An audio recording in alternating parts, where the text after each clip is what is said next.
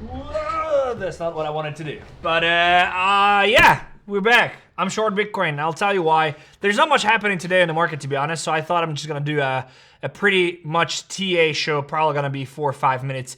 But I'm gonna give you the reasons why I have gotten short last night and why I haven't told you about it in the community and what am I planning on doing. Also, why my S&P 500 short is still on. So.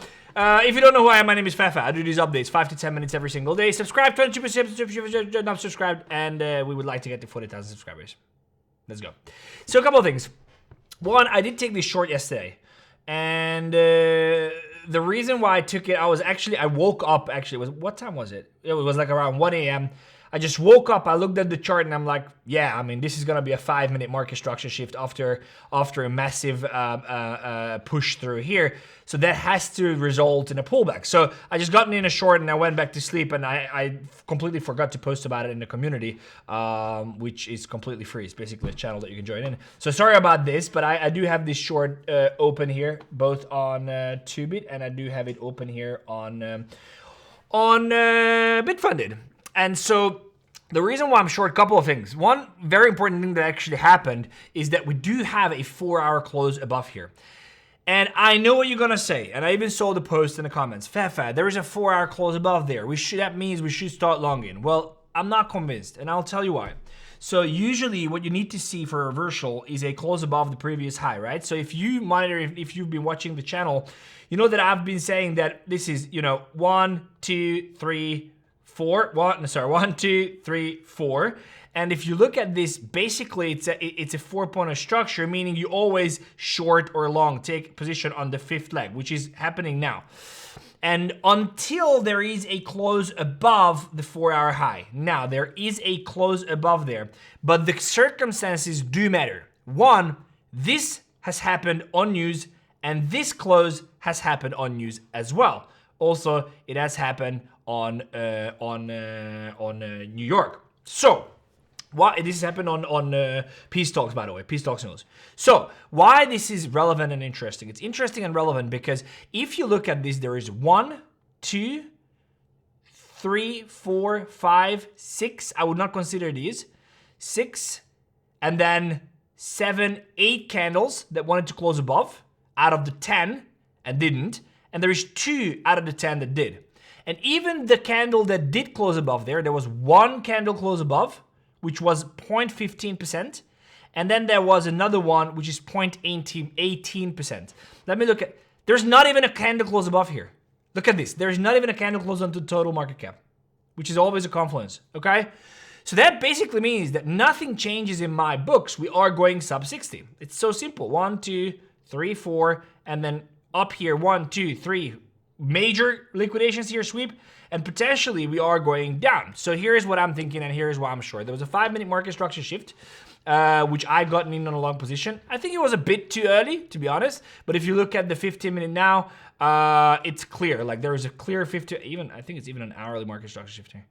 Not an hourly yet, but if you look at this, this is a clear market structure shift to the downside, retrace, and then continuation lower. So there are 2 main scenarios that can play out here. One is that we see this close below here, and that means GG, we're going sub 60. Or what can happen is that this literally just comes back down here, and I need to see a market structure shift for me to close my short position. That doesn't mean I'm opening a long one. It means I am closing my short position. So if you're not in a short position and this starts retracing on London, I would get in a short position. I put my stop loss up here above this high.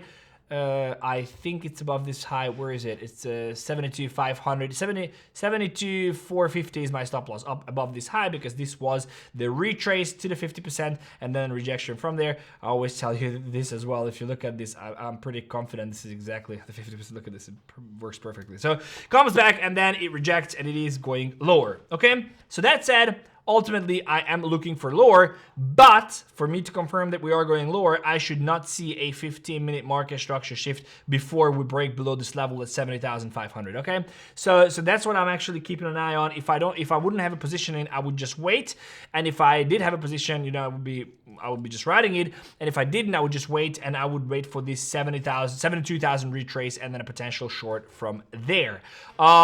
This is what I'm expecting. I think we are going to break below 70,500. 500, and I do believe that we are going to go sub 60 from there. Basically just taking level by level. This is why it's cool if you come back and join in the community, because I can update you whenever something happens, whether it's a retrace or not.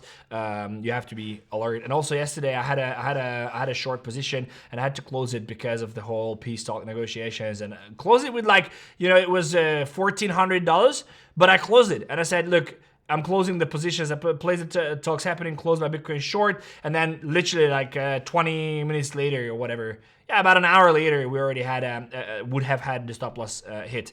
So anyway, that's about Bitcoin. I am short, and then I want to talk about the S&P as well, because I do have this S&P short in here, about 30% down at 20x leverage. So again, like it's 2% move, but no, it's actually 1% move, but still it is down. Why am I still in this position? Guys, nothing changed on the S&P. I don't care if it's actually, I am actually adding to that position now. I'm actually going to add to this position. And the reason why I'm going to add to this position is because, I'm going to explain to you in a second. So this is, by the way, too, if you want a great exchange, non-KYC available worldwide, we do have an amazing campaign running as well. First of all, deposit bonus. So if you want to trade size, you can get these bonuses and trade with it for free. So deposit $20,000, you get $2,000, you can trade with it. But also, the reason why it's cool is because we do have a competition running, meaning you will be able to come to Madrid for a La Liga match. They are official sponsors for La Liga. All you need to do is sign up using our link in the description and trade using our links. And then we have the trading. If you are highest volume, top 5 comes with me. And if you're top in P&L, even if you trade with $200, you come as well. So go and check that out. But ultimately, nothing changed. There is a clear weekly break below here, and there is seemingly a recovery, but I do believe that this is not going to last. I do think that this is going to fade away. We're gonna come up probably here and then reject. This is what I'm expecting of the S&P. My stop loss is at 7,023. If I'm wrong, well, you know, this is going to get stopped, then that's fine. It's probably going to happen about in 3-4%.